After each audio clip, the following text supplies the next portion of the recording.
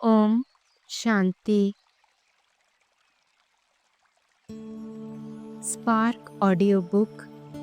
वह मेरा श्रेष्ठ ईश्वरीय भाग्य, वह बाबा वह।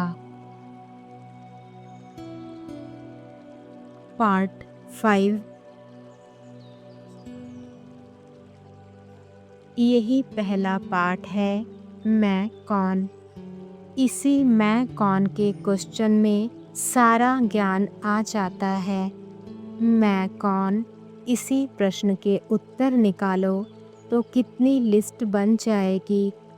अभी अभी सेकंड में अगर स्मृति में लाओ तो कितने टाइटल्स याद आ जाएंगे। क्योंकि कर्म के आधार पर सबसे ज़्यादा से ज़्यादा टाइटल्स बाप के हैं और बाप के साथ मददगार आप सब हो। जो बाप के टाइटल्स वह आपके भी टाइटल्स, सब में मास्टर हो गए ना। सारे कल्प के अंदर टाइटल्स की लिस्ट इतनी बड़ी किसी की भी नहीं होगी, देवताओं की भी नहीं है। सिर्फ अपने टाइटल्स लिखने लगो तो छोटा सा पुस्तक बन सकता है। यह इस संगम के टाइटल्स आपकी डिग्री हैं। उन्हों की डिग्री भले कितनी भी बड़ी हो, लेकिन आप लोगों के आगे वह कुछ नहीं है। इतना नशा रहता है, फिर भी शब्द यही आएगा, मैं कौन। रोज़ नया नया टाइटल स्मृति में रखो, अर्थात उसी टाइटल के धारणा स्वरूप धर्मात्मा बन कर्म करो। कर्म करते धर्म को ना छोड़ो। धर्म और कर्म का मेल होना यही संगम युग की विशेषता है। अव्यक्त मुरली 5 अप्रैल 81। सदा यह नशा रहता है कि हम ही कल्प कल्प के अधिकारी आत्माएं हैं। हम ही थे, हम ही हैं, हम ही कल्प कल्प होंगे। कल्प पहले का नज़ारा ऐसे ही स्पष्ट स्मृति में आता है। आज ब्राह्मण हैं, कल देवता बनेंगे। हम ही देवता थे, यह नशा रहता है। हम सो हम, यह मंत्र सदा याद रहता है। इसी एक नशे में रहो तो सदा जैसे नशे में सब बातें भूल जाती हैं, संसार ही भूल जाता है। ऐसे इसमें रहने से यह पुरानी दुनिया सहज ही भूल जाएगी। ऐसी अपनी अवस्था अनुभव करते हो तो सदा चेक करो, आज ब्राह्मण कल देवता। यह कितना समय नशा रहा। जब व्यवहार में जाते तो भी यह नशा कायम रहता कि हल्का हो जाता है। जो जैसा होता है उसको वह याद रहता है। जैसे प्रेसिडेंट है, वह कोई भी काम करते यह नहीं भूलता कि मैं प्रेसिडेंट हूँ। तो आप भी सदा अपनी पोजीशन याद रखो। इससे सदा खुशी रहेगी, नशा रहेगा, सदा खुमारी चढ़ी रहे। हम ही देवता बनेंगे। अभी भी ब्राह्मण चोटी हैं, ब्राह्मण तो देवताओं से भी ऊंच हैं। इस नशे को माया कितना भी तोड़ने की कोशिश करे, लेकिन तोड़ ना सके। माया आती तभी है जब अकेला कर देती है, बाप से किनारा करा देती है। डाकू भी अकेला करके फिर वार करते हैं ना। इसलिए सदा कंबाइन रहो, कभी भी अकेले नहीं होना। मैं और मेरा बाबा, इसी स्मृति में कंबाइन रहो। सभी अपने को महान भाग्यशाली समझते हो ना। देखो कितना बड़ा भाग्य है जो वरदान भूमि पर वरदानों से झोली भरने के लिए पहुंच गए हो। ऐसा भाग्य विश्व में कितनी आत्माओं का है। कोटों में कोई और कोई में भी कोई। तो यह खुशी सदा रखो कि जो सुनते थे, वर्णन करते थे, कोटों में कोई, कोई में भी कोई आत्मा, वह हम ही है। इतनी खुशी है, सदा इसी खुशी में नाचते रहो, वह मेरा भाग्य। यही गीत गाते रहो और इसी गीत के साथ खुशी में नाचते रहो। यह गीत गाना तो आता है ना, वह रे मेरा भाग्य और वह मेरा बाबा, वह ड्रामा वह। यह गीत गाते रहो, बहुत लकी हो। बाप तो सदा हर बच्चे को लवली बच्चा ही कहते हैं, तो लवली भी हो, लकीएस्ट भी हो। कभी अपने को साधारण नहीं समझना, बहुत श्रेष्ठ हो। भगवान आपका बन गया तो और क्या चाहिए। जब बीज को अपना बना दिया तो वृक्ष तो आ ही गया ना। तो सदा इसी खुशी में रहो। आपकी खुशी को देख दूसरे भी खुशी में नाचते रहेंगे। अव्यक्त मुरली 13 अप्रैल 81। सदा अपने को इस सृष्टि ड्रामा के अंदर हीरो पार्टधारी समझकर चलते हो। जो हीरो पार्टधारी होते हैं उनको हर कदम पर अपने ऊपर अटेंशन रहता है। उनका हर कदम ऐसा उठता है जो सदा वाह वाह करें, वंस मोर करें। अगर हीरो पार्टधारी का कोई भी एक कदम नीचे ऊपर हो जाता है तो वह हीरो नहीं कहला सकता। तो आप सभी डबल हीरो हो। हीरो विशेष पार्टधारी भी हो और हीरो जैसा जीवन बनाने वाले भी। तो ऐसा अपना स्वमान अनुभव करते हो। एक है जानना और दूसरा है जानकर चलना। तो जानते हो व जानकर चलते हो। तो सदा अपने हीरो पार्ट को देख हर्षित रहो। वह ड्रामा और वह मेरा पार्ट। अगर जरा भी साधारण कर्म हुआ तो हीरो नहीं कहला सकते। जैसे बाप हीरो पार्टधारी है तो उनका हर कर्म गाया और पूजा जाता है। ऐसे बाप के साथ जो सहयोगी आत्माएं हैं उन्हों का भी हीरो पार्ट होने के कारण हर कर्म गायन और पूजन योग्य हो जाता है। तो इतना नशा है या भूल जाता है। आधा कल्प तो भूले, अभी भी भूलना है क्या। अब तो याद स्वरूप बन जाओ। स्वरूप बनने के बाद कभी भूल नहीं सकते। अव्यक्त मुरली 17 अक्टूबर 81। अपनी विशेषता को जानते हो। इस ग्रुप की विशेषता क्या है। यह ग्रुप सन्यासी महात्माओं को भी नीचे झुकाने वाला है। सन्यासी अर्थात आजकल की महान आत्माएं। तो आजकल की महान आत्माएं कहलाने वालों को भी अपने जीवन द्वारा बाप का परिचय दिलाने वाले हो। इसी विशेषता को सदा स्मृति में रखते हुए हर कदम उठाएंगे तो हर कर्म चरित्र हो जाएगा। जैसे ब्रह्मा का हर कर्म चरित्र के रूप में वर्णन करते हो ना। यहाँ मधुबन में ब्रह्मा बाप की चरित्र भूमि समझकर आते हो ना।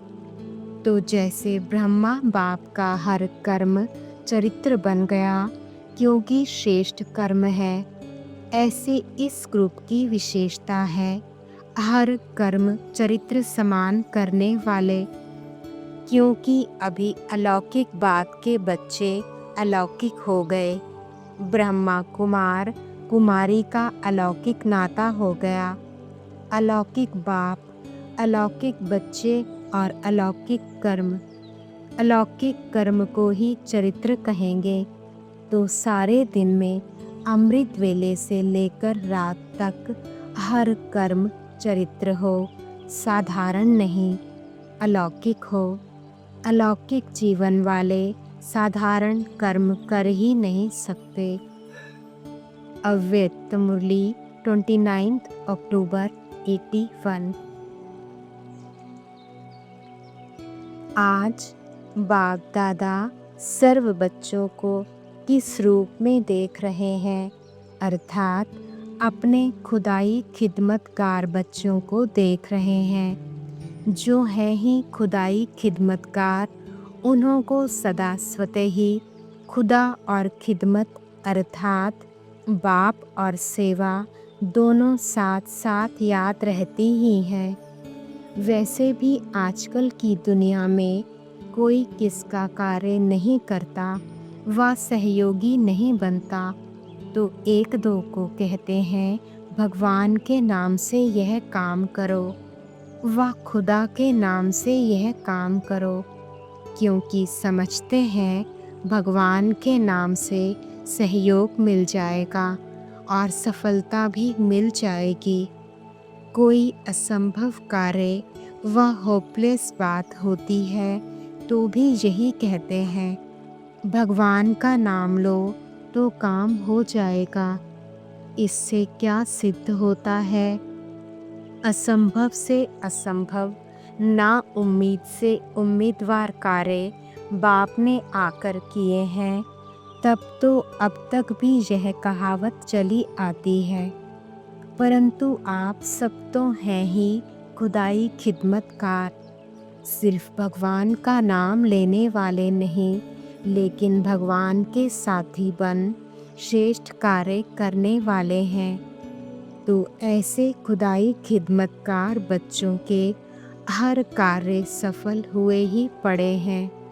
खुदाई खिदमतकार के कार्य में कोई असंभव बात नहीं, सब संभव और सहज है।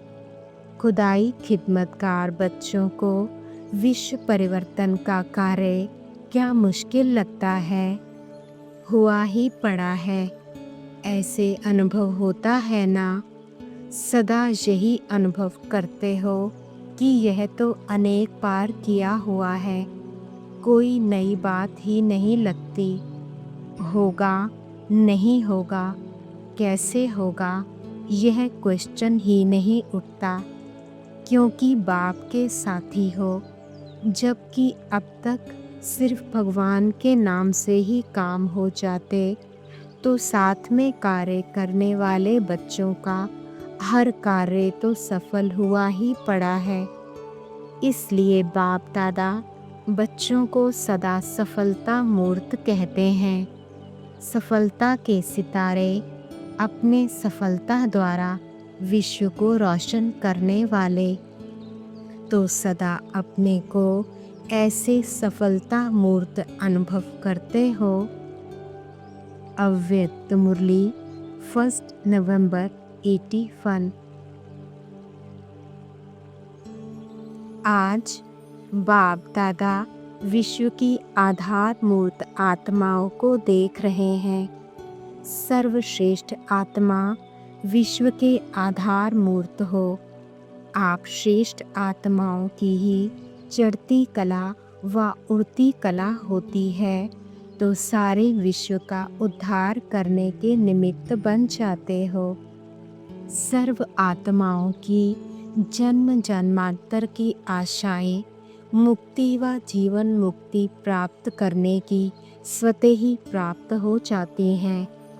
आप श्रेष्ठ आत्माएं मुक्ति अर्थात अपने घर का गेट खोलने के निमित्त बनती हो तो सर्व आत्माओं को स्वीट होम का ठिकाना मिल जाता है। बहुत समय का दुख और अशांति समाप्त हो जाती है, क्योंकि शांति धाम के निवासी बन जाते हैं। जीवन मुक्ति के वर्षे से वंचित आत्माओं को मुक्ति का वर्षा प्राप्त हो जाता है। इसके निमित्त अर्थात आधार मूर्त श्रेष्ठ आत्माएं बाप आप बच्चों को ही बनाते हैं। बाप दादा सदा कहते, पहले बच्चे पीछे हम, आगे बच्चे पीछे बाप। ऐसे ही सदा चलाते आए हैं। ऐसे विश्व के आधार मूर्त अपने को समझकर चलते हो। बीज के साथ साथ वृक्ष की जड़ में आप आधार मूर्त श्रेष्ठ आत्माएं हो।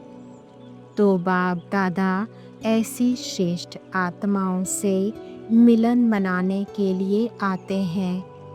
ऐसी श्रेष्ठ आत्माएं हो जो निराकार और आकार को भी आप समान साकार रूप में लाते हो। तो कितने श्रेष्ठ हो गए। ऐसे अपने को समझते हुए हर कर्म करते हो। इस समय स्मृति स्वरूप से सदा समर्थ स्वरूप हो ही जाएंगे। अव्यक्त मुरली 12 जनवरी 82। बाप दादा तो अमृत वेले से हर बच्चे का भाग्य देखते रहते हैं कि कितने प्रकार के भाग्य हर आत्मा के नूंधे हुए हैं। अमृत वेला ही भाग्य ले आता है। रूहानी मिलन का भाग्य अमृत वेला ही ले आता है ना। हर कर्म में आपका भाग्य है। देखते हो तो बाप को यह आँखें मिली ही हैं बाप को देखने के लिए, कान मिले हैं बाप का सुनने के लिए। तो भाग्य हो गया ना। हर कर्मेंद्रिय का भाग्य है। पाँव मिले हैं हर कदम पर कदम रखने के लिए। ऐसे हर कर्मेंद्रिय का अपना अपना भाग्य है। तो लिस्ट निकालो कि कितने भाग्य सारे दिन में प्राप्त होते हैं। बाप को देखा, बाप को सुना, बाप के साथ सोया, बाप के साथ खाया, सब कुछ बाप के साथ करते हो। सेवा की तो भी बाप का परिचय दिया, बाप से मिलाया, तो कितना भाग्य हो गया। तो बाप दादा सदा हर बच्चे के भाग्य की लकीर कितनी स्पष्ट और लंबी है, क्लियर है, वह देखते हैं। अव्यक्त मुरली 14 जनवरी 82। आज जहान के नूर अपने नूरे रत्नों से मिलने आए हैं। सिखिलते बच्चे बाप के नूर हैं। जैसे शरीर में आँखों में नूर नहीं तो जहान नहीं, ऐसे विश्व में आप रूहानी नूर नहीं तो विश्व में रोशनी नहीं, अंधकार है। अव्यक्त मुरली 18 जनवरी 82। आज विश्व कल्याणकारी बाप दादा विश्व के चारों ओर के बच्चों को सम्मुख देख रहे हैं। सभी बच्चे अपने याद की शक्ति से आकारी रूप में मधुबन पहुँचे हुए हैं। हर एक बच्चे के अंदर मिलन मनाने का शुभ संकल्प है। बाप दादा सर्व बच्चों को देख देख हर्षित हो रहे हैं, क्योंकि बाप दादा हर एक बच्चे की विशेषता को जानते हैं। उसी विशेषता के आधार पर हर एक अपना अपना विशेष पार्ट बजा रहे हैं। यही ब्राह्मण आत्माओं की व ब्राह्मण परिवार में नवीनता है, जो एक भी ब्राह्मण आत्मा विशेषता के सिवाय साधारण नहीं है। सभी ब्राह्मण अलौकिक जन्मधारी अलौकिक हैं। इसलिए सभी अलौकिक अर्थात कोई ना कोई विशेषता के कारण विशेष आत्मा है। विशेषता की अलौकिकता है, इसलिए बाप दादा को बच्चों पर नाज है। सब विशेष आत्माएं हो। अव्यक्त मुरली 22 जनवरी 82। आज बाप दादा अपने कल्प कल्प की अधिकारी आत्माओं को देख रहे हैं। कौन कौन श्रेष्ठ भाग्य के अधिकारी बने हैं, वह देख हर्षित हो रहे हैं। बाप दादा अधिकारी आत्माओं को देख आज आपस में रूह रूहान करते मुस्कुरा रहे थे। ब्रह्मा बाप बोले कि ऐसे बच्चों पर बाप की नज़र गई है कि जिनके लिए दुनिया वालों का यह सोचना भी असंभव है कि ऐसी आत्माएं भी श्रेष्ठ बन सकती हैं। जो दुनिया की नज़रों में अति साधारण आत्माएं हैं, उन्हों को बाप दादा ने अपने नैनों के नूर बना लिया है। बिल्कुल ही नाउम्मीद आत्माओं को विश्व के आगे सर्वश्रेष्ठ आत्माएं बना दिया है। तो बाप दादा अपनी सेना के महावीरों को, अस्त्रधारी आत्माओं को देख रहे थे कि कौन कौन ऑलमाइटी अथॉरिटी पांडव सेना में मैदान पर उपस्थित हैं। क्या देखा होगा, कितनी वंडरफुल सेना है। दुनिया के हिसाब से अनपढ़ दिखाई देते हैं, लेकिन पांडव सेना में टाइटल मिला है नॉलेजफुल। सभी नॉलेजफुल होना, शरीर से चलना उठना भी मुश्किल है, लेकिन पांडव सेना के हिसाब से सेकंड में परम धाम तक पहुंचकर आ सकते हैं। वे तो एक हिमालय के ऊपर झंडा लहराते हैं, लेकिन शिव शक्ति पांडव सेना ने तीनों लोकों में अपना झंडा लहरा दिया है। भोले भाले लेकिन ऐसे चतुर सुजान हैं जो विचित्र बाप को भी अपना बना दिया है। तो ऐसी सेना को देख बाप दादा मुस्कुरा रहे थे। चाहे देश में चाहे विदेश में सच्चे ब्राह्मण फिर भी साधारण आत्माएं ही बनते हैं। जो वर्तमान समय के VIPs गाए जाते सबकी नज़रों में हैं, लेकिन बाप की नज़रों में कौन है?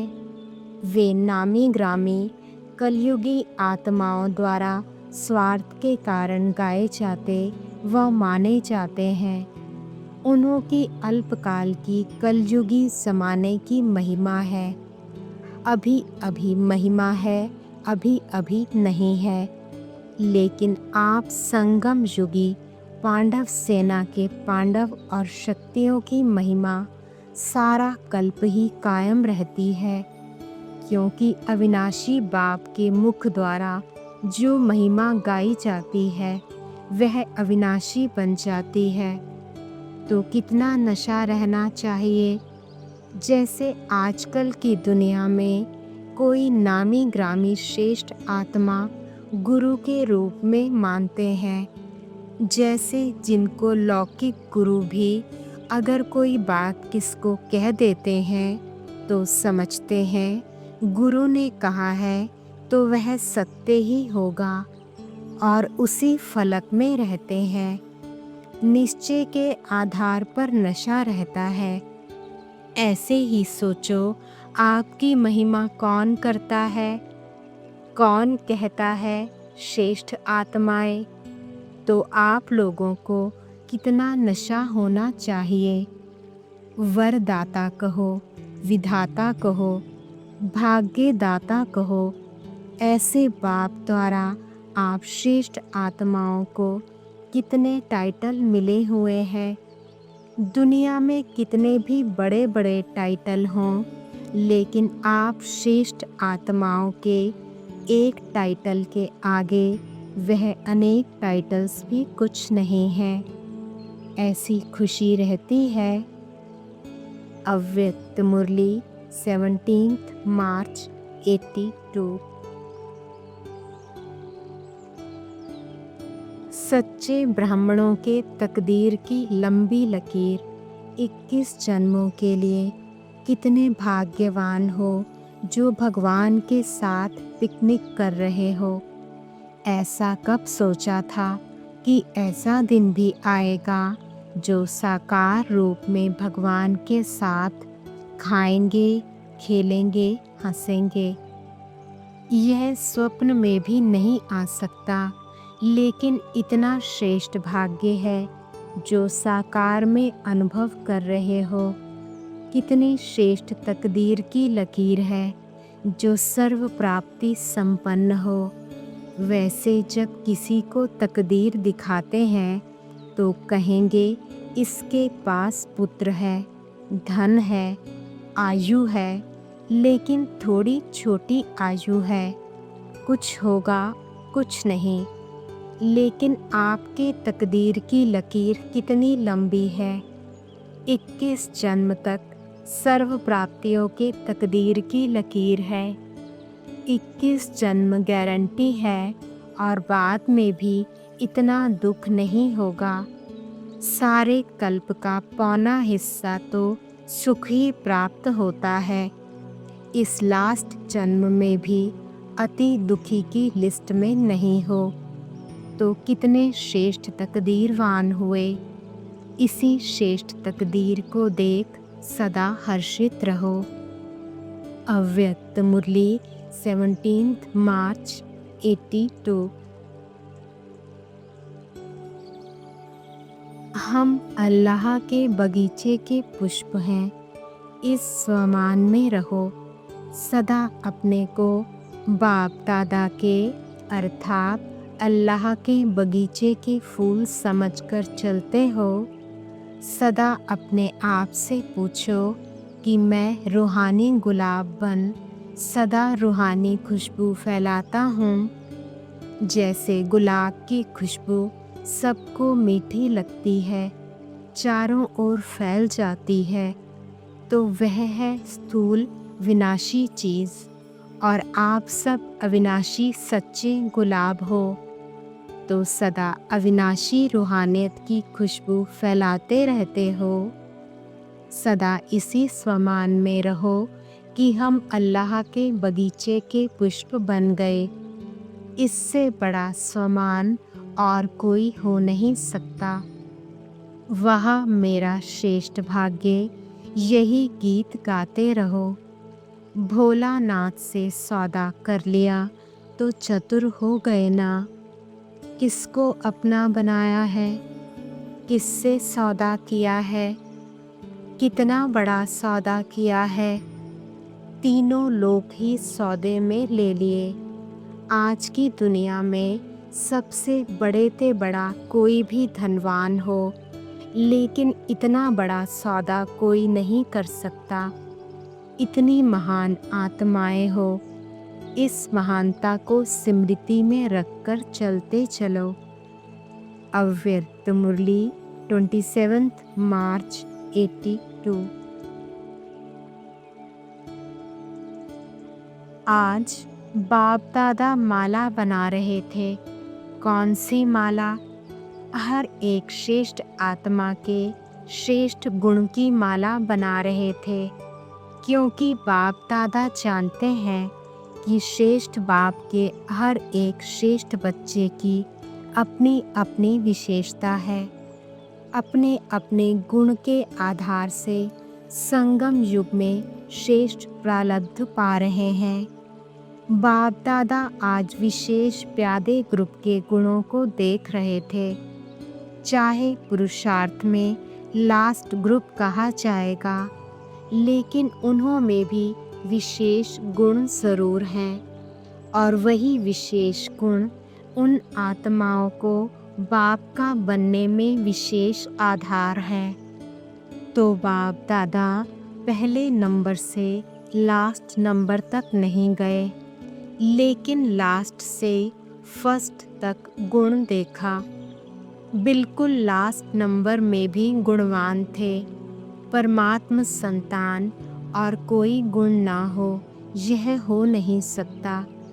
उसी गुण के आधार से ही ब्राह्मण जन्म में जी रहे हैं, अर्थात जिंदा हैं। ड्रामा अनुसार उसी गुण ने ही ऊंची ते ऊंचे बाप का बच्चा बनाया है।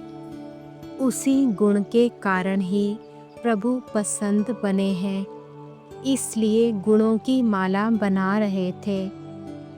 अव्यक्त मुरली 29 मार्च 82।